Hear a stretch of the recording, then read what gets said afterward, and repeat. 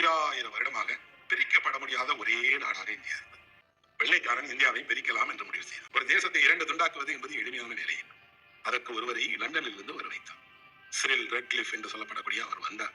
அவர் mount பேட்டனுக்கு உறவினர், வழக்கறிஞர். வந்து அவர் கேட்டார், என்ன பணி எனக்கு? இந்தியாவை ரெண்டு துண்டாக்கி கொடுத்துருப்பான். அவருக்கு இந்தியாவை பார்த்தது கிடையாது. ஒருவர் வாழ்நாளெல்லாம் இந்தியாவை சுற்றி பார்த்தால் கூட கால்வாசி இந்தியாவை பார்க்க முடியாது. ஆனால் எங்கிருந்தோ ஒருவர் வந்து 5 வாரத்துல இந்தியாவை ரெண்டு துண்டாக்கணுங்கிற பொறுப்பை ஏற்றுக்கொண்டார். அவருக்கு 30,000 ரூபாய் சம்பளம். இந்தியாவை 2 துண்டாக அவர் பிரித்தார். இதுக்கு ஒரு கமிட்டி போட்டார். அந்த பக்கம் இந்தியா, இந்த பக்கம் பாகிஸ்தான்.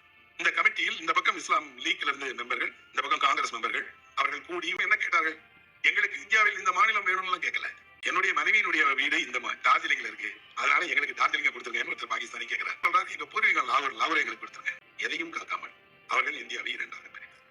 உலகினுடைய வரலாற்றிலே மிக துயரமான வரலாறு என்ன அப்படின்னா, ஒரு தேசம் அந்நியரால் பிரிக்கப்பட்டதுதான். இந்தியாவை இந்தியன் எவரும் பிரிக்கல. எங்க இருந்தோ அந்த ரெட்க்ளிஃப் தான் பிரித்தார். அது எப்ப அறிவித்தார்? ஆகஸ்ட் 15ஆம் தேதி நாம் சுதந்திரம் பெற்றோம். 16ஆம் தேதி ரெட்க்ளிஃப் இதை அறிவித்தார். அறிவித்துவிட்டு இதுதான் இந்தியா, இதுதான் பாகிஸ்தான், இனி இங்கே இருப்பவர்கள் அங்க போயிருங்க, அங்க இருப்பவர்கள் இங்க வந்துருங்க, இந்த நாடு 2 துண்டாக்கப்பட்டது என்று.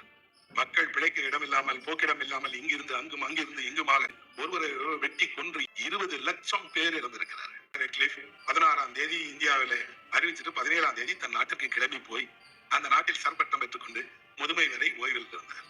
அவருக்கு எதுவுமே நடக்கல. ஆனால் யார் மீது கோபம் இருந்தது தெரியுமா? உறுப்பினர்களாக இருந்து கொண்டு இத்தனை லட்சம் மக்கள் சாவுக்கு காரணமாக இருந்தார்களே என்று அந்த உறுப்பினர்களை மக்கள் ஓட ஓட விரட்டி அடித்தார்.